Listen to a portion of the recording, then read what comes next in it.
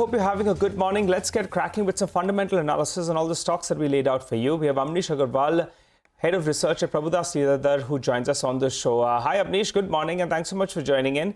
Amnish, I wanted to review an ICICI Bank. HDFC Bank was a big disappointment for the markets, but ICICI Bank looked quite good. How do you see the stock panning out from here and your preference between the two? You see, the main reason why HDFC got hammered was because they are running a credit deposit ratio of 110%. And if you look at the current situation where the merger has actually happened only recently, the quantum of money which they require to come in a comfortable band of 80 to 90% means that either they will have to sacrifice some sort of a margins, or there could be some issue with the growth, at least in the near to medium term.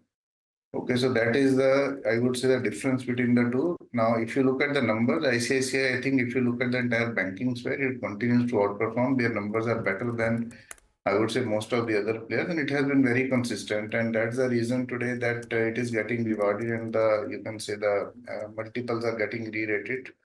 Now, I believe that in the current scenario, the visibility in ICICI looks better than most of the other banking stocks, and we believe that ICICI will continue to get re-rated gradually.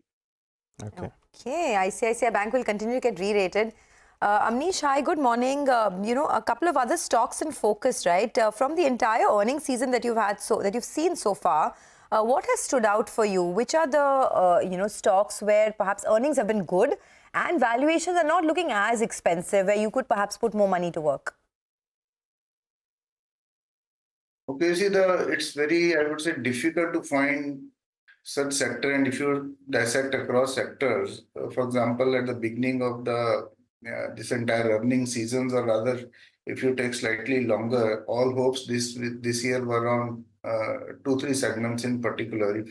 If you look, one was your banking, second was IT, and the third was, say, stocks like Reliance. So these three baskets in particular had a weight of, say, more than 55-60% of Nifty, and that was giving the hope that the Nifty will continue to inch higher. But now, as you stand today, say, you can say close to, say, around 10-15 days into the earnings season, there has not been, I would say, particular outliers. Banking has been mixed, as we were discussing. For example, ICICI has been good, Kotak has been okay, and your HDFC has disappointed to some extent. So, in terms of, say, some of the other stock, if you look at, say, IT space also, although it might seem that it might have bottomed out, the visibility in terms of, say, the growth still might be, say, a couple of quarters away.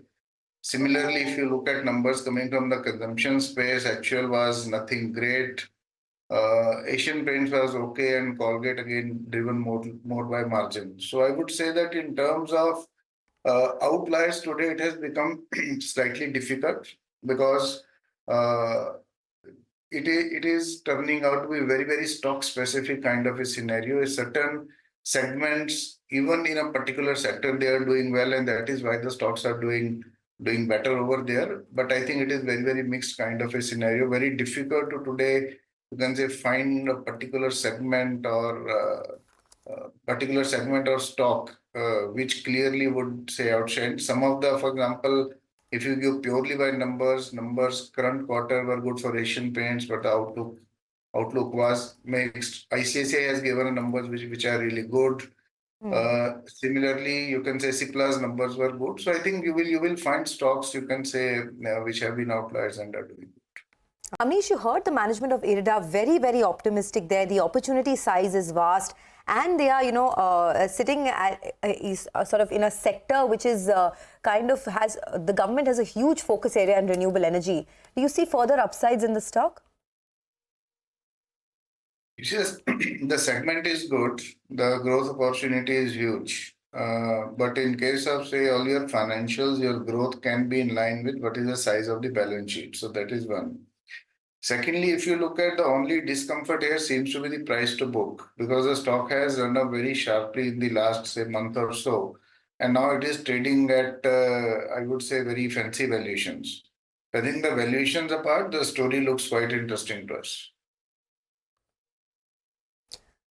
Okay, the valuations apart, the story looks very interesting. Got it. By the way, just before we let you go, Amnish, any thoughts on Axis Bank? Comes out with its numbers later today. After the good showing from ICICI Bank, would you be bullish here? You see, we are constructive on Axis Bank. The numbers are likely to be, I would say, just an average, because all of the banks, I think this quarter, even if you look at the aggregate, the numbers are not going to be anything great. So based on numbers, I would say it will depend mainly on the granularity of numbers, that how much is the deposit growth and what is the guidance and all. Because Okay. as such, in terms of number, there is not likely to be any big beat on either side. Quick comment on Cipla. It's the biggest gainer in the Nifty in pre-open. See, that is what I said when we were discussing about the stocks, that Cipla is one of the outliers. The company has really done well, both in terms of generic, both in terms of margins. And I think if I look at even today, it's trading at, say, 22 times FY26, and I believe that post the calls, the numbers are going to be get revised upwards. So I think it continues to look good to me at the current juncture. Okay, thanks a lot for that.